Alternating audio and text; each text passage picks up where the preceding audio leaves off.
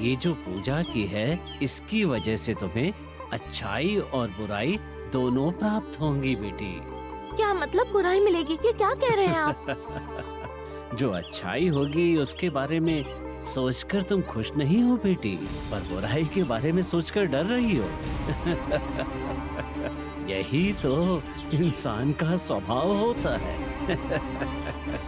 डरो मत, वो बुराई हमेशा के लिए नहीं होगी, तुम्हें ज्यादा परेशान नहीं करेगी। इसीलिए तुम अपने मन के अंदर की परेशानी को उठाकर दूर फेंक दो और हमेशा की तरह पूरे विश्वास से जो पूजा करनी है उस पूजा को पूर्ण करो बेटी। ठीक है दादाजी, उस दिन की पूजा को मैं अच्छे से पूरा करूंगी। मुझे आशीर्वाद दीजिए। मैं चलती हूँ दादाजी। ठीक।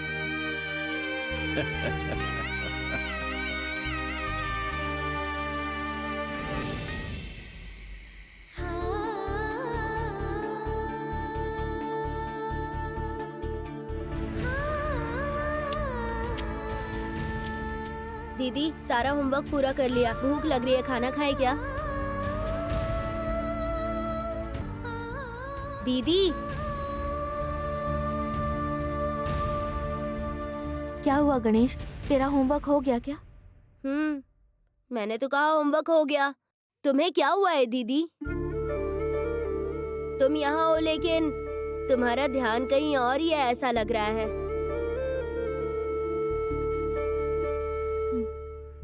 ऐसा कुछ भी नहीं है गणेश। चल तुझे खाना खिलाती हूँ। दीदी रुक जाओ, खाना मैं बाद में खा लूंगा। तुम्हारी परेशानी क्या है पहले वो बताओ। चेहरा देखकर लग रहा है कि किसी बहुत बड़ी चिंता में हो दीदी। सही समझा गणेश, तू बिल्कुल सही कह रहा है। मेरा मन पूरी तरह चिंता से विचलित है। बताओ ना दीदी, तुम्हारी चिंता की वजह आखिर कौन है? बाबू ही वजह है। जीजा जी की वजह से? ये क्या कह रही हो दीदी? तुम जो बोल रही हो मुझे यकीन नहीं हो रहा है। जीजा जी ने ऐसा क्या कर दिया?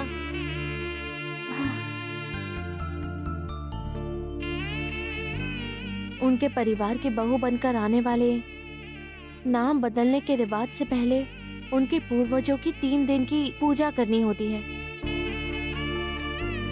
और कल उस पूजा को मित्रा शुरू करेगी, ऐसा राजेश्वरी मेम साहब ने कहा। और इसीलिए बाबू ने भी कल मुझे वो पूजा शुरू करने के लिए कहा है। ये तो बहुत अच्छी बात है ना दीदी। वो पूजा तुम्हें करने के लिए जीजा जी ने कहा है, इसमें क्या परेशानी है? मैं मित्रा की तरह उस पूजा को सभी के सामने नहीं कर सकती हूँ ना गणेश। मैं तो उस पूजा को घर में छुपाकर भी नहीं कर सकती। पिताजी को नहीं पता चलना चाहिए। बाबू ने पूजा को छुपाकर करने के लिए कहा है। तो क्या हुआ दीदी? जीजा जी ने जैसा कहा है आप उनके रूम में पूजा कर लो। दादाजी ने कहा है कि इस पूजा के दौरान एक अच्छाई और एक बुराई भी आएगी।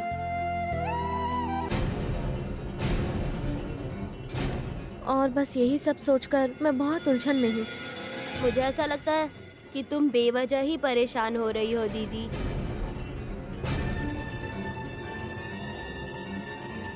बाकी की चिंता छोड़ो, तुम्हें पूजा करना है।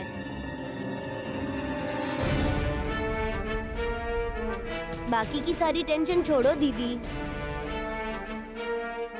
ये कौन सी पूजा की बात कर रही है ये दोनों? इसे पूजा करनी है और मुझे कुछ बताया नहीं। जरूर ये कोई खास पूजा होगी।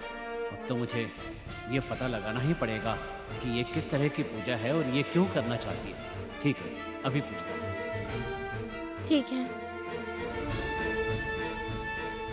ठीक है गणेश, चल खाना।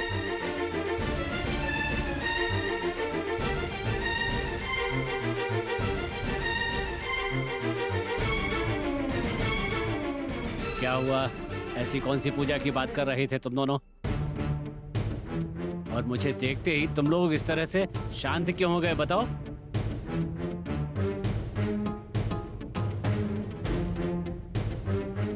गणेश को भूख लग रही थी। अब उसने ऐसा कहा, इसीलिए मैं उसे बस खाना देने जा रही थी।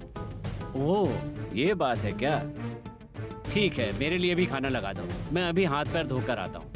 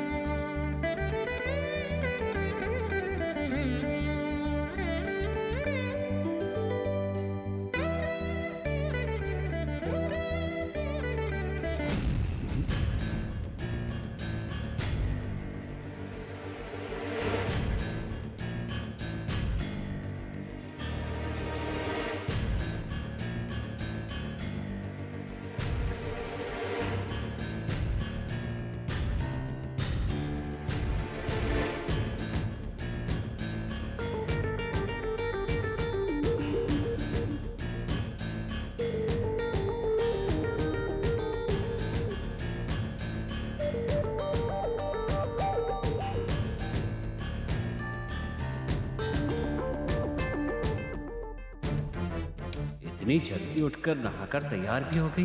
कहीं बाहर जाना है क्या इसको?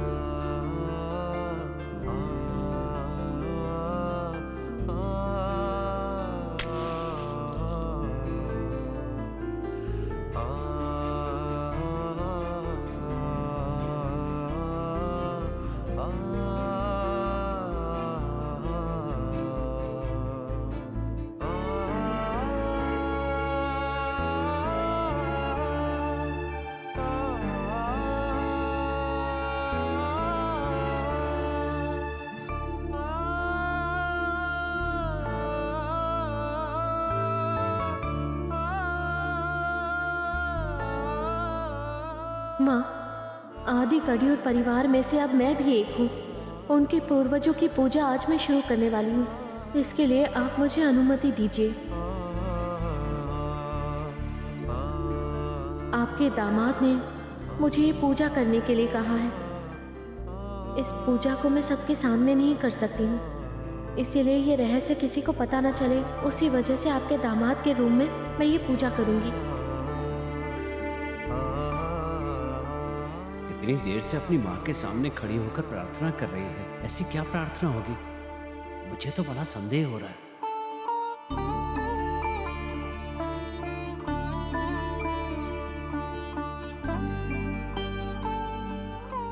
3 दिन होने वाली इस पूजा में कोई रुकावट नहीं आनी चाहिए माँ। वो माला काली हुए बिना आदि कड़ियूर के बुजुर्गों का आशीर्वाद मुझे मिल जाना चाहिए। उसके लिए आपका आशीर्वाद चाहिए और आपका साथ भी चाहिए।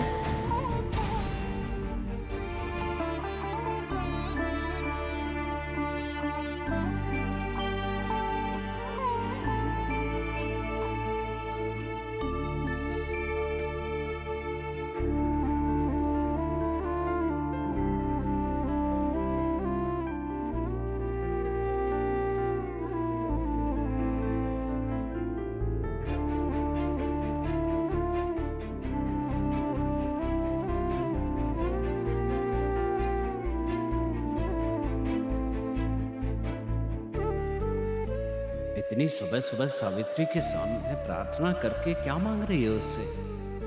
कुछ समझ में नहीं आ रहा है। और गणेश भी कल रात को उसे बिना किसी परेशानी के पूजा करने के लिए कह रहा था।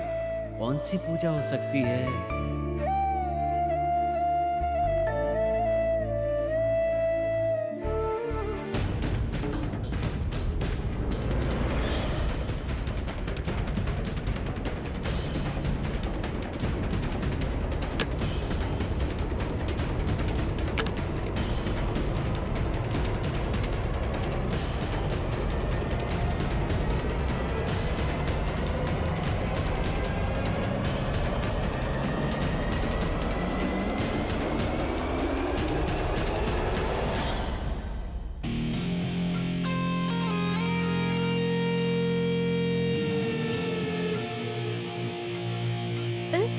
अरे ये तो उठ गई। मित्रा, तुम अभी तक उठी नहीं, इसीलिए मैं जगाने के लिए तुम्हारे रूम में आई। लेकिन तुम तो नहा धोकर तैयार भी हो गई हो। पुरुषोत्तम अंकल के बर्थडे के दिन ही हम हमारे प्लान को अंजाम देंगे आंटी, इसलिए मैं जल्दी से तैयार हो गई। मुझे ये रिवाज तुरंत शुरू करना है। मैंने राजेश्वरी के सामने इस पूजा का इंतजाम कर दिया है, अब पूजा भी तो शुरू करनी है। इसलिए मैं अलार्म लगाकर सुबह जल्दी उठ गई ताकि मैं जल्दी से पूजा के लिए तैयार हो जाऊं, ताकि राजेश्वरी को मैं इम्प्रेस कर पाऊं। उस राजेश्वरी आंटी को इम्प्रेस करने के लिए देखिए ना क्या क्या करना पड़ता है। बाप रे, क्या बात है मित्रा। तुम नंदिनी की ही बहन हो, ये आज तुमने प्रूव कर दिया है। मेरी बात सुनो, राजेश्वरी को पूजा पाठ वगैरह में बहुत ज्यादा विश्वास है और इन सब में वो एकदम परफेक्शन देखती है। तुम सुबह जल्दी उठकर पूजा के लिए तैयार हो चुकी हो, ये अगर उसे पता चला ना तो आधी इम्प्रेस तो हो जाएगी वो ऐसे ही। सिर्फ इतना ही नहीं मित्रा, राजेश्वरी ने तुम्हें बहू चुना है, इसलिए तुम बहू की तरह ही बन ठन कर रहो। और ये पूजा जरा ध्यान से करना, 3 दिन की पूजा है ये, इसमें कोई रिस्क मत लेना। और हाँ मित्रा, तुम इसी तरह लगातार 3 दिन जल्दी उठकर तैयार होकर पूजा करना, फिर देखना राजेश्वरी ऐसे ही इम्प्रेस हो जाएगी। राजेश्वरी को इम्प्रेस करना ही काफी नहीं है, वो माला भी किसी वजह से काली नहीं होनी चाहिए। अगर काली हो गई तो चाहे कुछ भी हो जाए, भगवान भी उसका समाधान नहीं निकाल सकते। आप चिंता मत कीजिए आंटी, आप बस देखते जाइए कि मैं इस पूजा में आंटी को कैसे इम्प्रेस करती हूँ। जब तुम सुबह सुबह उठकर नहा धोकर पूजा के लिए तैयार हो गई थी ना, तभी मुझे विश्वास हो गया था तुम राजेश्वरी को इम्प्रेस कर लोगी। अच्छा, तुमने ठंडे पानी से ही नहाया ना? क्या हुआ आंटी, आप ऐसा क्यों पूछ रही हैं? क्योंकि इस पूजा का पहला रोल यही है कि जो भी ये पूजा कर रहा है वो सुबह सूरज उगने से पहले उठकर ठंडे पानी से नहाकर इस पूजा को शुरू कर सकता है।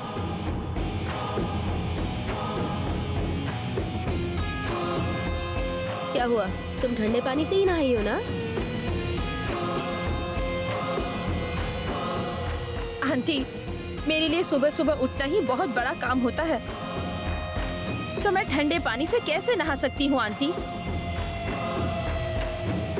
और सिर्फ इतना ही नहीं, मैं कभी लाइफ में वो रेन वाटर से तो कभी नहीं नहाई।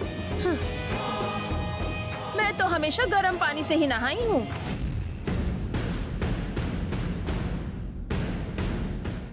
ये तुमने क्या कर दिया मित्रा? इस बारे में अगर राजेश्वरी को पता चलेगा तो पता नहीं क्या हो जाएगा। आंटी, पर राजेश्वरी को ये बात कैसे पता चलेगी? कहीं ऐसा तो नहीं कि आप जाकर उन्हें बताएंगी? आंटी को ये सब कैसे पता चलेगा? इसकी टेंशन आप क्यों ले रही हैं? मैं सब कुछ नहीं कर सकती, मैं तो बस सुबह जल्दी उठकर सादे पानी से नहाकर तैयार हुई। हाँ? अरे हे भगवान, मुझे समझ नहीं आ रहा है कि ये आखिर 3 दिन का व्रत कैसे पूरा करेगी। अगर इसने सारे नियमों को नहीं निभाया तो वो माला काली हो जाएगी और फिर राजेश्वरी को सब पता चल जाएगा।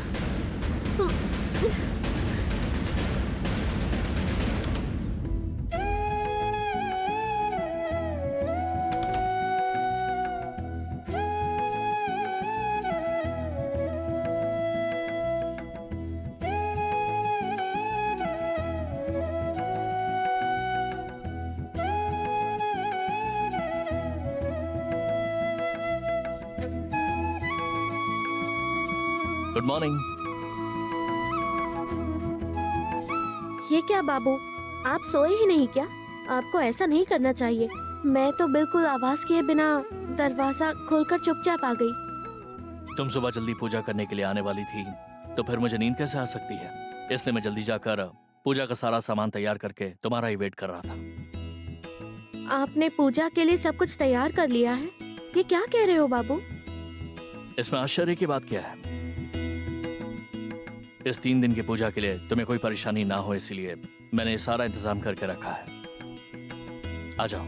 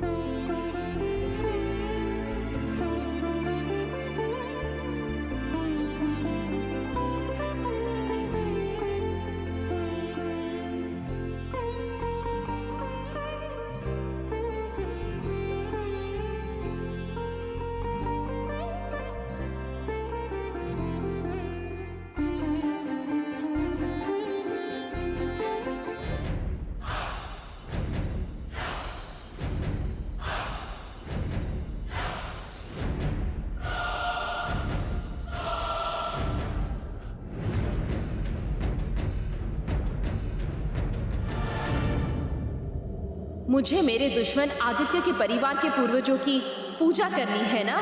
ये मैं बिल्कुल नहीं करूंगी।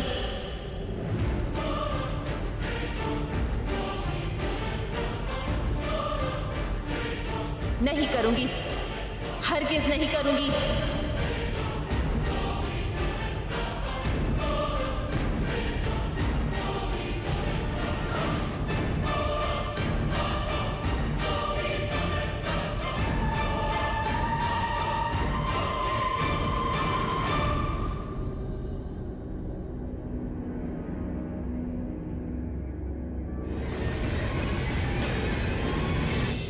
तुम पूजा हो जाने के बाद कबर्ड को बंद कर देना, किसी को कुछ पता नहीं चलेगा। और 3 दिन इसी तरह से सुबह जल्दी आकर पूजा कर लेना, ठीक है ना? आप इतने बड़े आदमी हैं, इतनी सारी कंपनियों के एमडी हैं, फिर भी आपने मेरे लिए ये सब तैयार करके रखा। ये देखकर मुझे बहुत खुशी हुई। तुम्हारे लिए नहीं, हमारे लिए, ताकि हमारे पूर्वज तुम्हें हमारे परिवार में स्वीकार कर लें और अनुमति और आशीर्वाद दे दें। इसलिए जो पूजा तुम करोगी वो मैं भी करने वाला हूं। ठीक है, समय हो गया है, तो पूजा शुरू करो।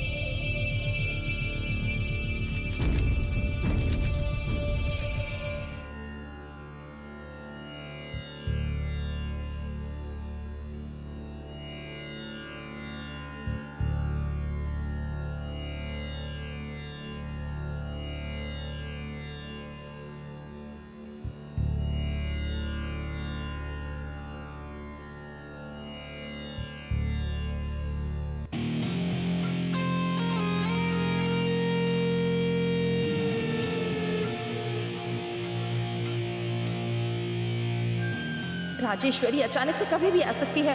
मुझे इस पूजा में बिल्कुल इंटरेस्ट नहीं है, पर अगर उसे इस बात का पता चल गया तो बहुत बड़ी मुसीबत हो जाएगी। मुझे नाटक करना होगा कि मैं श्रद्धा से पूजा कर रही हूँ। भर्गो देवस्य धीमहि धियो यो न प्रचोदयात्। ॐ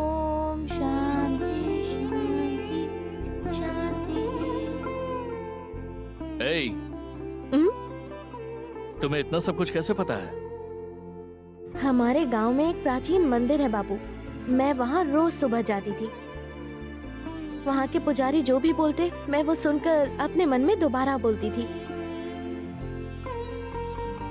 फिर पूजा के बाद पुजारी जी मुझे सब बताते थे। अच्छा है, तुम पूजा करती रहो, मैं जॉगिंग करके आता हूँ। ठीक है, आप जाकर आइए बाबू।